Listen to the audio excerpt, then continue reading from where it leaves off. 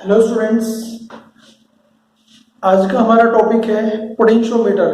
Current electricity का last topic है, ये बहुत इंपॉर्टेंट टॉपिक भी है। Potentiometer potentiometer is a multipurpose device that is used to measure EMF और compare EMF of cells. It measures internal resistance और terminal potential difference of the cells also. A potentiometer is called an ideal voltmeter because its working resistance is infinite. We will discuss it later. Now keep in mind that a potentiometer is called ideal voltmeter because its working resistance is infinite. Now construction. ये potentiometer का construction क्या है? Construction. A potentiometer is consisted of a very long wire made of alloy AC. This wire is fastened on a wooden board in form of 1 meter pieces. These may be 2 pieces, 4 pieces, 6 pieces, 8 pieces or more. So this long wire is divided into 1 meter long pieces. These are fastened between the brass or copper strips on a wooden board. This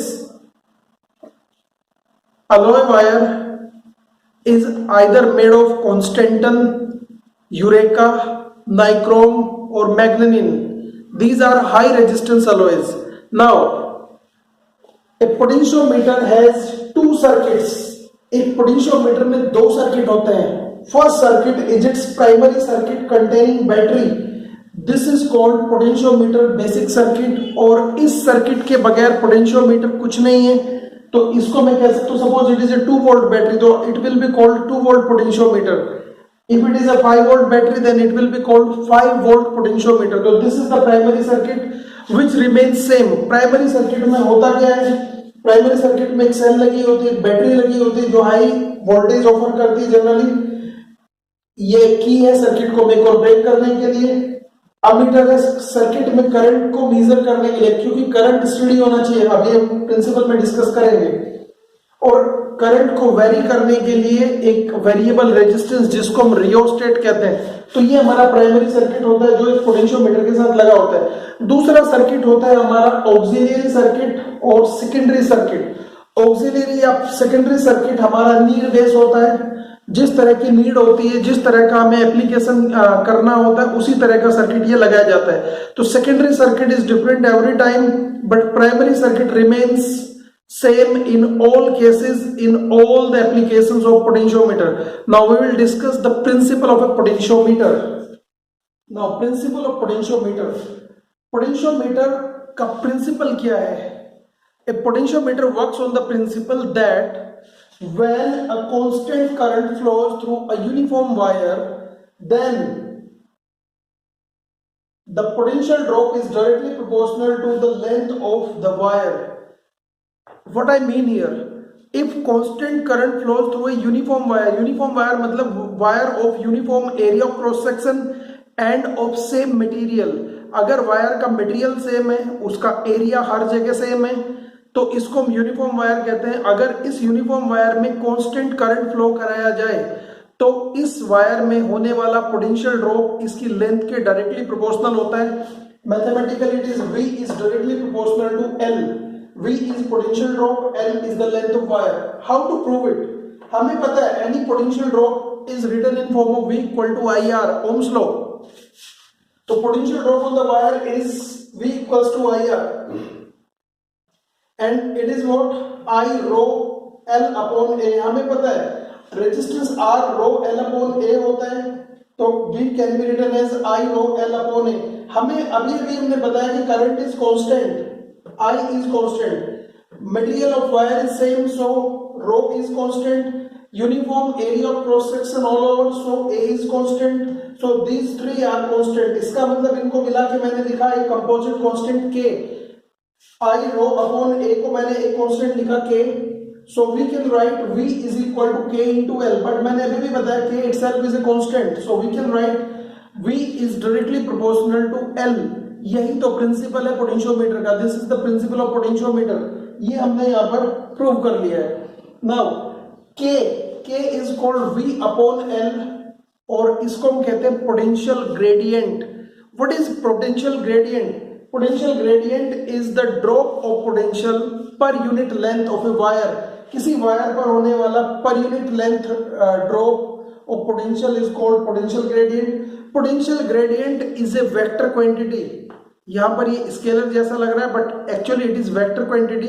it is equivalent to electric field. Chapter number 2 में आपने पढ़ा था V upon L is equal to E और in form of E equal to minus dV upon dr। तो ये vector quantity है, ध्यान रखना, ये इलेक्ट्रिक फील्ड है। Now unit, SI unit is volt per metre but most commonly it is used in volt per centimetre और sometimes volt per millimetre. तो this is the potential gradient. Now we will discuss the applications of a potentiometer. Potentiometer के applications, पहला application है to compare the EMF of two primary cells using potentiometer. तो सबसे पहले हम इसी को देखते हैं, to compare the EMF of two primary cells using a potentiometer. First of all connect the two cells along with potentiometer as shown in figure. हमें पता है एक पोटेंशियोमीटर एक 4 वायर डिवाइस के तौर पर मैंने यहाँ पर लिया, 4 वायर पोटेंशियोमीटर यहाँ पर लिया है। इस पोटेंशियोमीटर में मैंने टर्मिनल ए हम उस टर्मिनल को कहते हैं जहां पर बैटरी बी का पॉजिटिव कनेक्ट होता है। ये हमारा मैंडेटरी सर्किट पहले डिस्कस करते हैं। तो टर्मिनल ए पर मैंने बैटरी का पॉजिटिव टर्मिनल कनेक्ट किया है। नेगेटिव टर्मिनल एक की हेल्प से मैंने कनेक्ट कर दिया एक अमीटर के साथ, और ये अमीटर एक रियोस्टेट के साथ मैंने टर्मिनल सी पर कनेक्ट कर दिया है। तो ये मैंडेटरी सर्किट बनता है हमारे पोटेंशियोमीटर का। अब हम बात करते हैं हमारा एप्लीकेशन सर्किट, हमारा ऑक्सिलरी सर्किट या हमारा सेकेंडरी सर्किट। इसमें दो सेल्स हैं, दोनों सेल E1 और E2 जिनका ईएमएफ मैंने माना है, दोनों के पॉजिटिव को उठा के मुझे उस पॉइंट पर कनेक्ट करना है जहां सेल का यानी हमारी बैटरी का पॉजिटिव लगा हुआ है। यानी ए पॉइंट पर तीनों पॉजिटिव, बैटरी का भी और दोनों सेल्स का भी मैंने कनेक्ट कर दिए। अब दोनों सेल्स के नेगेटिव को मैं कनेक्ट करता हूं एक टू वे की के साथ। ये है टू वे की। टू वे की में 3 टर्मिनल्स होते हैं, दोनों मार्जिनल या किनारे वाले टर्मिनल्स पर मैंने दोनों सेल के नेगेटिव कनेक्ट कर दिए। टू वे की का जो सेंट्रल टर्मिनल था उसको मैंने एक साइड से गैल्वेनोमीटर पे कनेक्ट किया और दूसरा टर्मिनल ऑफ गैल्वेनोमीटर को मैंने कनेक्ट कर दिया एक जॉकी के साथ। यहां पर कुछ बुक्स में हम एक रेजिस्टेंस बॉक्स भी लगा सकते हैं, हाई रेजिस्टेंस बॉक्स, जिसकी हमें जरूरत कई बार पड़ती है कई बार नहीं पड़ती। तो ये हाई रेजिस्टेंस बॉक्स हम करंट को मिनिमाइज करने के लिए लगाते हैं। अगर हमारी लो बैटरी है, लो वोल्टेज का पोटेंशियोमीटर है तो इस रेजिस्टेंस को लगाने की जरूरत नहीं है। बट अगर आपने हाई वोल्टेज का पोटेंशियोमीटर लिया हुआ है तो करंट को मिनिमाइज करने के लिए यहाँ पर एक हाई रेजिस्टेंस बॉक्स लगाते हैं। हाई रेजिस्टेंस हम इसके सीरीज में लगाते हैं। इससे कोई बहुत ज्यादा फर्क नहीं पड़ता, ये सिर्फ करंट को मिनिमाइज करता है, इसकी बैलेंसिंग पर काम नहीं करता। नाउ ये इसका कनेक्शन, एक बार फिर तीनों पॉजिटिव, चाहे मैंडेटरी सर्किट के ड्राइवर सेल का हो चाहे ऑक्सिलरी सर्किट के प्राइमरी सेल्स का हो, सभी को मैंने पॉइंट ए पर कनेक्ट किया है। पॉइंट ए पर हमने कनेक्ट किया है, इसको यहां से करंट जाएगा इस तरह से। अगर मैं इस करंट की डायरेक्शन शो करूं तो ये करंट ए के थ्रू जाएगा, कुछ करंट नीचे से आएगा और कुछ करंट यहां से होते हुए आएगा। तो अमीटर का पॉजिटिव यहां पर मैंने कनेक्ट किया है। तो this is all about the circuit. इस सीक्वेंस में हमें सेल्स को लगा लेना है, बहुत सिंपल है। ड्राइवर सर्किट हर पोटेंशियोमीटर का यूजुअल होता है, मैंडेटरी सर्किट है, ये चेंज नहीं होगा। इस सर्किट को मैंने एज पर नीड लगाया, दोनों सेल्स के पॉजिटिव को ए पर कनेक्ट किया, दोनों सेल्स के नेगेटिव को मैंने टू वे की के मार्जिनल टर्मिनल्स या किनारे वाले टर्मिनल्स पर कनेक्ट कर दिया। Central terminal of two way key is connected to the galvanometer, और गैल्वेनोमीटर का कोई सा भी टर्मिनल, एक टर्मिनल हमने यहाँ पर टू वे की के साथ कनेक्ट किया, बचा हुआ टर्मिनल एक हाई रेजिस्टेंस बॉक्स के साथ कनेक्ट करते हुए हम जॉकी से कनेक्ट कर देते हैं। नाउ चेकिंग ऑफ कनेक्शंस, हमने कनेक्शंस जो किए ये सही है कि गलत है, तो हम इसके लिए सबसे पहले की के को क्लोज करेंगे ताकि सर्किट में करंट फ्लो करना शुरू करे। अब मैं K1 को क्लोज करता हूं, की K1 को क्लोज करता हूं ताकि सेल E1 को सर्किट में इंक्लूड कर सकूं। अब सेल E2 सर्किट में नहीं, सेल E1 सर्किट में आ गया है। मैं इस जॉकी को उठा के A पे टच करता हूं, फिर गैल्वेनोमीटर में डिफ्लेक्शन नोट करता हूं, जॉकी को उठा के C पे टच करता हूं, गैल्वेनोमीटर में डिफ्लेक्शन नोट करता हूं। If galvanometer gives a deflection in opposite direction on touching jockey at A and C, then connections are correct for cell E1. The similar process I will do with cell E2। अब मैं की 1 को हटाता हूं और की 2 को यहां पर कनेक्ट कर देता हूं। अब सेल E2 कनेक्शन में आ गया है, सर्किट में आ गया है। इसके लिए भी हम चेकिंग ऑफ कनेक्शन यही करते हैं, एक बार ज्योति को A पर टच करते हैं, एक बार C पर टच करते हैं, गैल्वेनोमीटर में डिफ्लेक्शन देखते हैं। अगर गैल्वेनोमीटर में डिफ्लेक्शन अपोजिट डायरेक्शन में तो हमारे कनेक्शंस ओके हैं। बट अगर कई बार क्या होता है कि हमारे कनेक्शंस ठीक नहीं होते, हम क्या करते हैं कि गैल्वेनोमीटर दोनों केस में एक ही तरफ डिफ्लेक्शन देता है। तो इस केस में हम सबसे पहले चेक करते हैं कि जो हमारा ड्राइवर सेल है कहीं उसका ईएमएफ हमारे प्राइमरी सेल से कम तो नहीं है। अगर ड्राइवर सेल का ईएमएफ प्राइमरी सेल से कम होगा तो फिर गैल्वेनोमीटर एक ही डायरेक्शन में डिफ्लेक्शन देगा।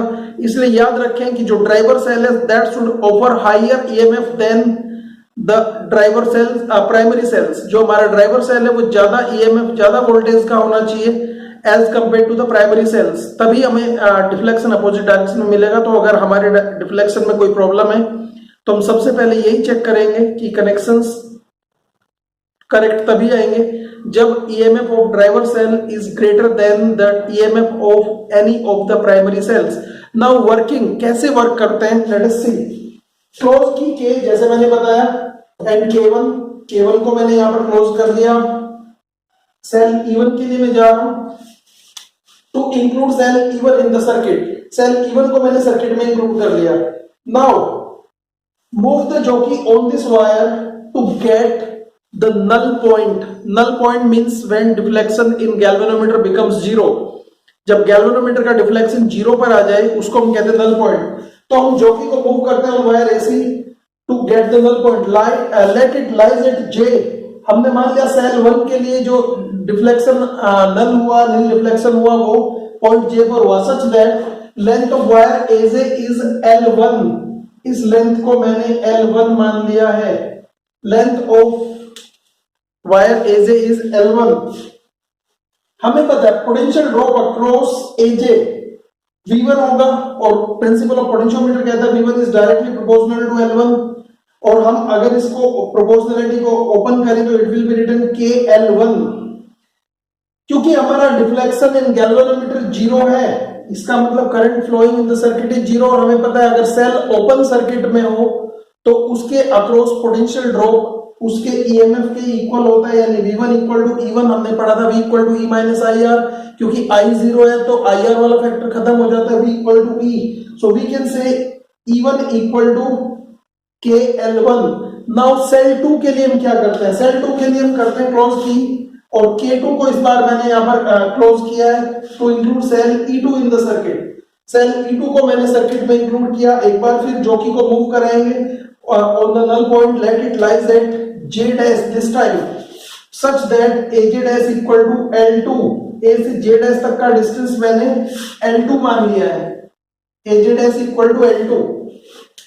अब potential drop across wire AJ dash पर कितना पोटेंशियल ड्रॉप होगा, क्योंकि ये सेल का हमारे सेकंड सेल को इंक्लूड किया था, V2 is equal directly proportional to L2 हो जाएगा और आई कैन राइट KL2।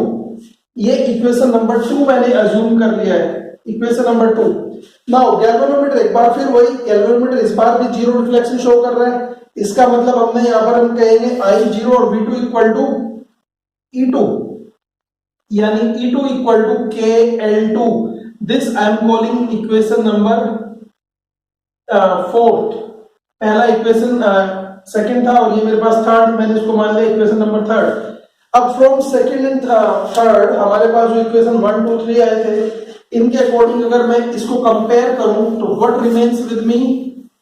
अगर मैं इसके आगे जाता हूं, कंपैरिजन ऑफ ईएमएफ के लिए जाता हूं, तो हमें पता चला यहां से कि E1 इक्वल टू KL1 और E2 इक्वल टू KL2 और E1 अपॉन E2 अगर मैं बनाता हूं तो it is L1 upon L2। This is the comparing formula of EMF of two cells using potentiometer. Second application of potentiometer. Potentiometer का second application, that is to measure the internal resistance of a given primary cell with the help of potentiometer.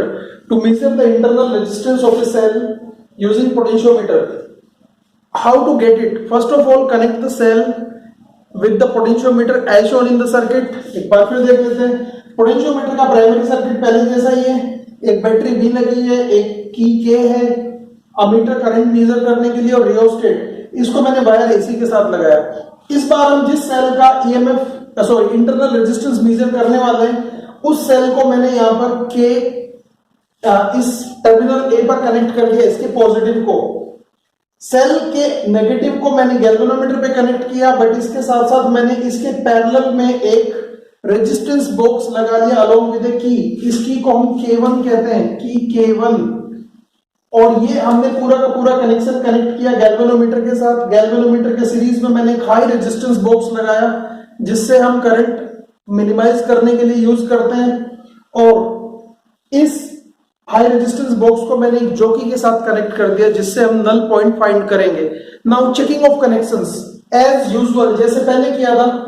Checking of connections के लिए हम पहले देखते हैं कि jockey को एक बार पॉइंट ए पर टच करते हैं, एक बार पॉइंट सी पर टच करते हैं, doing all connections.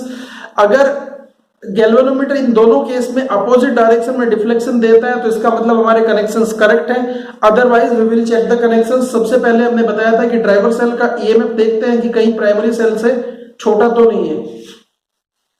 Now working, कैसे हम इससे काम करते हैं, कैसे हम सेल का इंटरनल रेजिस्टेंस मेजर करेंगे यूजिंग पोटेंशियोमीटर। सबसे पहले क्लोज की के, इस की को हमने क्लोज कर दिया है ताकि करंट फ्लो करना शुरू करे सर्किट में। अभी इस की को K1 को ओपन रखेंगे, इसको हम क्लोज नहीं करेंगे। हमने सिर्फ K को क्लोज किया, सर्किट में करंट फ्लो करना शुरू हो गया with the help of jockey. यहां से मैं करंट के हिसाब से हाई रेजिस्टेंस कुछ भी निकाल सकता हूं, 1000 ओम, 500 ओम, डिपेंडिंग अपॉन। तो यहां से एक रेजिस्टेंस हम निकाल लेते हैं स्टार्टिंग में ही, इसको बाद में चेंज नहीं करेंगे। हमने जॉकी को वायर एसी पर मूव किया सच दैट हमें कोई नल पॉइंट जे पर मिल गया। तो to find null point at J, हमने यहां पर इसका नल पॉइंट फाइंड कर लिया सच दैट ए से जे तक का लेंथ हमने माना L1।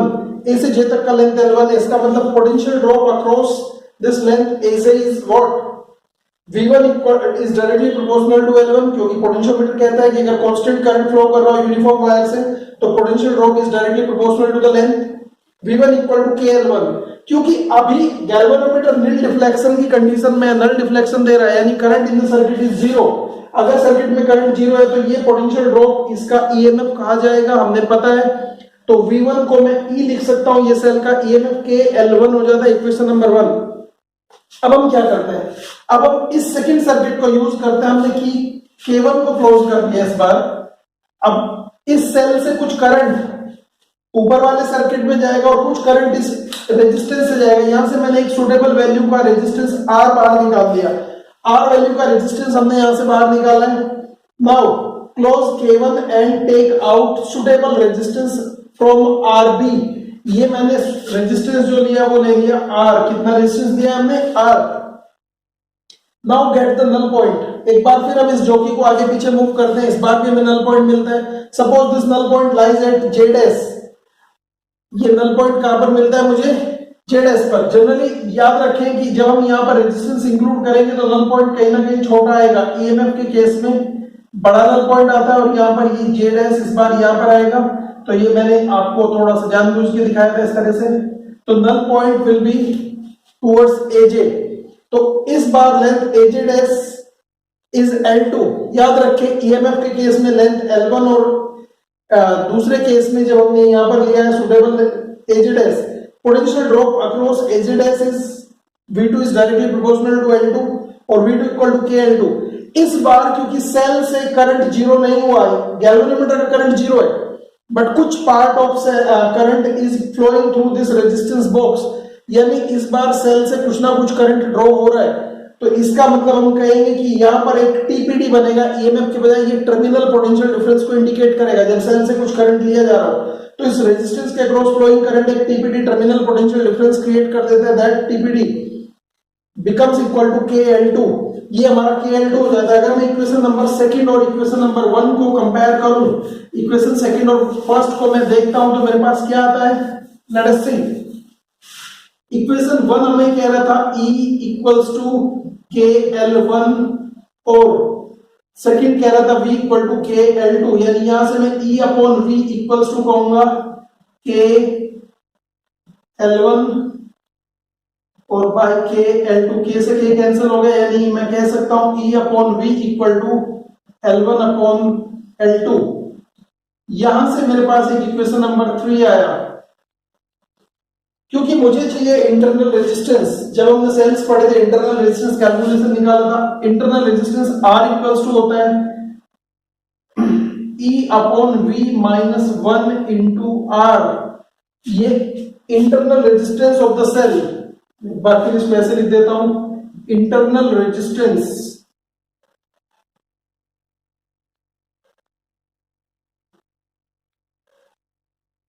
R इक्वल्स होता है E upon V minus 1 into R। ये फॉर्मूला हम ऑलरेडी पढ़ चुके हैं। तो R equals to E upon V था मेरे पास L1 बाई L2 माइनस 1 और इंटू R, यानी R इक्वल्स टू हो जाएगा L1 minus L2 upon L2 into R। यही फॉर्मूला है हमारे पास इंटरनल रेजिस्टेंस कैलकुलेट करने का यूजिंग ए पोटेंशियोमीटर। मोस्ट कॉमनली ऊपर वाला फॉर्मूला यूज करता है। यहां पर ध्यान रखना है कि in case of TPD, terminal potential difference के केस में L2 is smaller than the L1, यानी length for EMF।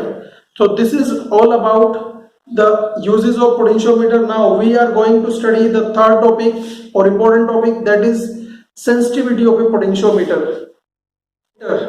Sensitivity of a potentiometer. Potentiometer को सेंसिटिव कहा जाता है अगर ये छोटी से छोटी वोल्टेज को एक बड़े डिफ्लेक्शन के साथ मेजर कर सके, लार्जर डिफ्लेक्शन के साथ मेजर कर सके, तो potentiometer is said to be more sensitive, या छोटी से छोटी वोल्टेज को ये मेजर करने में कैपेबल हो। एक पोटेंशियोमीटर को हाईली सेंसिटिव कहा जाता है अगर इसका पोटेंशियल ग्रेडियंट कम है तो। एक पोटेंशियोमीटर ज्यादा सेंसिटिव होगा अगर इसका पोटेंशियल ग्रेडियंट लो है। Potential gradient K equal to होता है V अपॉन L, और इसको मैं I रो अपॉन A भी कह सकता हूं। यानी पोटेंशियोमीटर को हम हाईली सेंसिटिव बना सकते हैं by reducing K। To reduce K we must, हमें क्या करना चाहिए? Number 1, reduce the voltage of driver cell. Driver cell का वोल्टेज जितना कम होगा उतना ही K कम होगा, उतना ही पोटेंशियोमीटर ज्यादा सेंसिटिव होगा। लेकिन ध्यान रखें, V को हम एक लिमिट के नीचे रिड्यूस नहीं कर सकते। जब तक हम इसको रिड्यूस कर सकते हैं जब तक हमारा ड्राइवर सेल का वोल्टेज किसी भी प्राइमरी सेल जो हमारे सेकेंडरी सर्किट में लगा है उसके वोल्टेज से ज्यादा है। अगर मैं मान लूं कि मेरे पास 2 वोल्ट का प्राइमरी सेल लगा है तो मैं ड्राइवर सेल का वोल्टेज 2 वोल्ट से नीचे नहीं कर सकता। 2 वोल्ट से नीचे करते ही हमारा सर्किट फेल हो जाएगा। तो ये वोल्टेज 2 वोल्ट के ऊपर ही रहेगा। तो जितना हम कोशिश करें, जितना हम इसको मिनिमाइज कर सकते हैं करें, लेकिन एक पर्टिकुलर लिमिट के नीचे रिड्यूस नहीं होगा। दूसरा मेथड है to reduce K, that is take longer length of wire. जितना मैं L को बढ़ाऊंगा उतना K कम होता जाएगा। तो longer length of wire AC, जितना ज्यादा हम लंबा वायर लेंगे AC तो उतना ज्यादा सेंसिटिव होगा। इसी तरह से आपसे पूछा जाता है कि एक 4 वायर पोटेंशियोमीटर और एक 10 वायर पोटेंशियोमीटर में ज्यादा सेंसिटिव कौन सा है? क्योंकि 10 वायर में ऑलरेडी लेंथ ज्यादा है, 10 मीटर की है, इसलिए ये ज्यादा सेंसिटिव कहा जाएगा। इसी तरह से रिड्यूस वोल्टेज वाले केस में आपसे पूछा जाता है एक 2 वोल्ट का पोटेंशियोमीटर है और एक 5 वोल्ट का पोटेंशियोमीटर है, दोनों में से कौन सा ज्यादा सेंसिटिव होगा? तो हम कहेंगे under given conditions that primary cell has lower EMF then 2 volt is highly sensitive. 2 volt ज्यादा सेंसिटिव होगा तो which one we prefer? We will prefer 2 volt. लेकिन याद रखें कि हमारा सेकेंडरी सेल का जो EMF है वो 2 वोल्ट से कम होना चाहिए। अगर 2 वोल्ट से ज्यादा है तो फिर हम ऑब्वियसली 5 वोल्ट को ही यूज करेंगे। तो छोटे वोल्टेज का पोटेंशियोमीटर ज्यादा सेंसिटिव होता है, लंबी लेंथ का पोटेंशियोमीटर ज्यादा सेंसिटिव होता है। Minimize the current in the primary circuit. Primary circuit में करंट हमसे पूछा जाता है कि to increase the sensitivity of potentiometer K should be moved या स्विच शुड बी मूव्ड। ये स्विच किधर मूव किया जाए? मुझे स्विच को उस तरफ मूव करना ताकि सर्किट में करंट मिनिमाइज हो सके। करंट मिनिमाइज करने के लिए मुझे यहाँ रेजिस्टेंस मैक्सिमाइज करना पड़ेगा, क्योंकि अगर मैं इसको इधर लाता हूं एक ही तरफ तो सर्किट में रेजिस्टेंस मिनिमम और करंट मैक्सिमम हो जाएगा। तो टू इंक्रीज द सेंसिटिविटी मुझे इस स्विच को A से B की तरफ मूव कराना पड़ेगा। किसकी तरफ मूव कराना पड़ेगा? A से B की तरफ। तो A से B की तरफ मूव कराते ही रेजिस्टेंस बढ़ जाएगा और करंट कम हो जाएगा। तो this way we can say sensitivity of potentiometer increases. तो एक पोटेंशियोमीटर की सेंसिटिविटी बढ़ाने के हमारे पास 3 तरीके हैं। पहला, by reducing the driver cell EMF, Number 2, by taking the longer length of wire. और number 3, by reducing current in the driver circuit. अगर मुझे पता है कि मुझे 5 वोल्ट का पोटेंशियोमीटर ही यूज करना पड़ रहा है, तो उस पर्टिकुलर केस में, और मैं वायर की लेंथ भी नहीं बढ़ा सकता, तो मैं उस पर्टिकुलर केस में रियोस्टेट का रेजिस्टेंस मैक्सिमाइज कर देता हूं, ताकि सर्किट में मिनिमम पॉसिबल करंट फ्लो हो और उसकी सेंसिटिविटी बढ़ सके। तो दिस वे, एक बार फिर मैं सम अप करता हूं, which one you prefer to use, a 2 volt potentiometer or a 5 volt potentiometer? Answer is 2 volt potentiometer. Reason, because it is more sensitive than 5 volt potentiometer. Which one you prefer to use, a 10 wire potentiometer or a 4 wire potentiometer? Answer is 10 wire potentiometer. Reason, longer wire potentiometer are more sensitive. Next, which one prefer to use, a 5 volt potentiometer with 10 wire or a 2 volt potentiometer with 4 wire? So answer is, यहां पर आपको K दोनों के लिए calculate करना पड़ेगा। इसका answer मैं आपके ऊपर छोड़ता हूं, आप इसका आंसर कैसे फाइंड करते हैं। Thank you for watching. This is all about potentiometer and all about current electricity.